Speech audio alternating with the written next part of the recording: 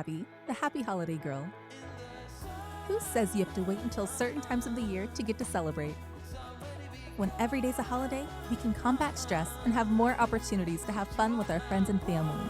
Come, celebrate with me, and together we can live a holiday life. Hey, what's going on, holiday lifers? It's your hostess with the mostest. I'm talking about my name is Gabby, and I'm so excited to have each and every one of you here on A Holiday Life for National Chocolate Covered Anything Day. A day that is so amazing. As you guys know, I love the food holidays. So take the opportunity to grab some bananas, strawberries, crickets, maybe even crickets, dip them in some chocolate and go to town. I'm going to expound a bit more on the crickets in a second.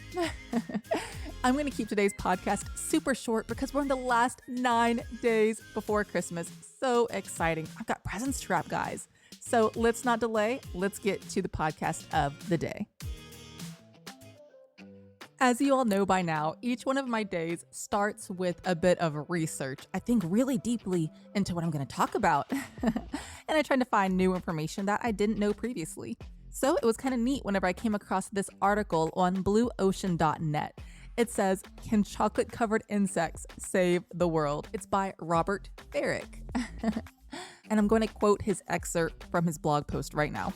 With an exploding world population estimated to reach 9 billion people by 2100, and with famine and food insecurity in the world's headlines, maybe it's time to take a bite that buzzes and crawls rather than swims, has feathers, or 4 feet. The article goes on to say that in some Asian countries like China and Thailand, chocolate-covered insects are considered a delicacy. Usually crickets and ants slathered in chocolate are the most popular items, and some connoisseurs compare them to chocolate-covered popcorn. In southern Africa, caterpillars without the chocolate are an important source of protein. The health benefits of eating insects has been studied thoroughly, and the conclusions are clear. Eat insects, they're full of protein, do not require millions of acres of grazing land or oceans of drinking water. End quote.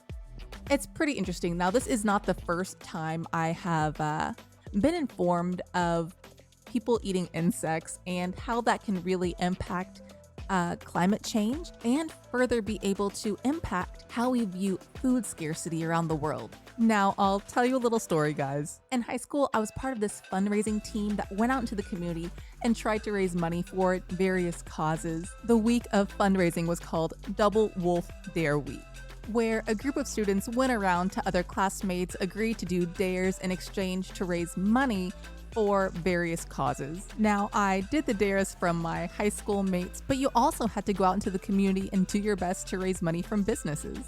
Now, unfortunately for the people who did not reach a certain quota, you actually had to eat a cricket. And on one of these occasions, I fell slightly short of my goal and actually had to eat a cricket, guys. Now, the thing with this was they obviously wanted to torture the people who did not make enough money for the cause, and I was forced to eat a live cricket. Now, guys, that was completely just one of the worst things ever. You just don't want something hopping in your mouth. Oh my gosh, it was so disgusting, but I soldiered through. Nonetheless, there are people who are eating crickets all around the world. Now, these crickets, of course, are cooked. They're usually fried. Sometimes they're slathered in honey. And in the example in this article, they're slathered in chocolate.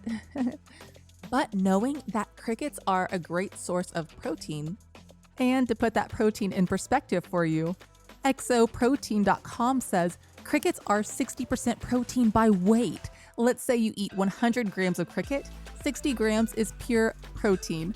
Identical servings of chicken will only yield 31 grams, and dried beef has only 43 grams. And as far as ideas goes, to put this concept of eating crickets in perspective, one thing that's kind of cool is that since eating insects is not necessarily a popular thing here in the US at this moment, for the people who are groundbreakers and willing to take risks, it might be a good investment to think about creating alternative forms of protein like cricket powder for mainstream consumers to purchase. We are constantly being made aware that climate change is something that is actually happening.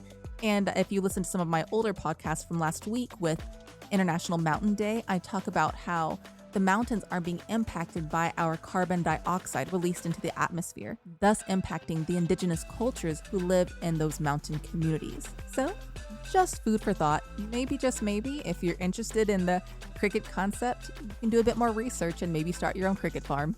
It is pretty neat. And actually, guys, about 2 months ago now, my husband and I watched the food documentary Food Inc.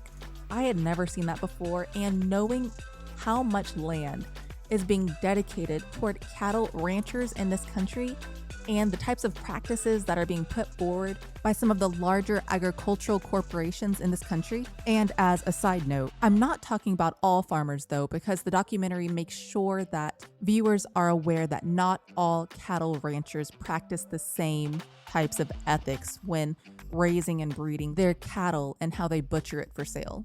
Nevertheless, after watching the documentary and considering potentially using crickets as an alternative source of protein, it's not sounding that bad to me. Now, guys, I did talk about this slightly with my husband, and he's kind of still grossed out about it.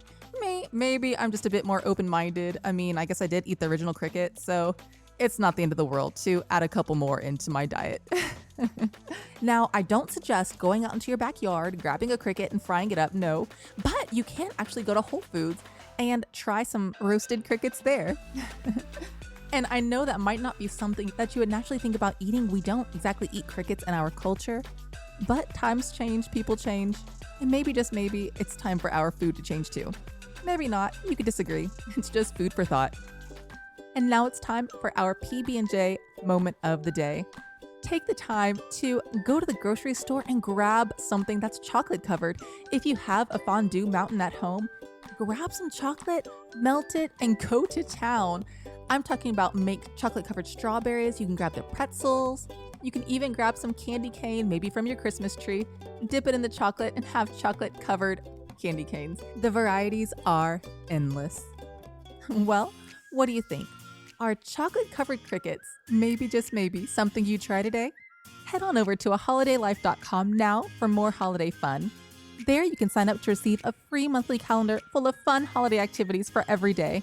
You can also leave me a voicemail of what you're doing to celebrate the holiday. You might be on my next episode. Also, if you like my podcast, please be sure to subscribe on Apple Podcasts, Google Play, Spotify, or wherever you get your podcast from.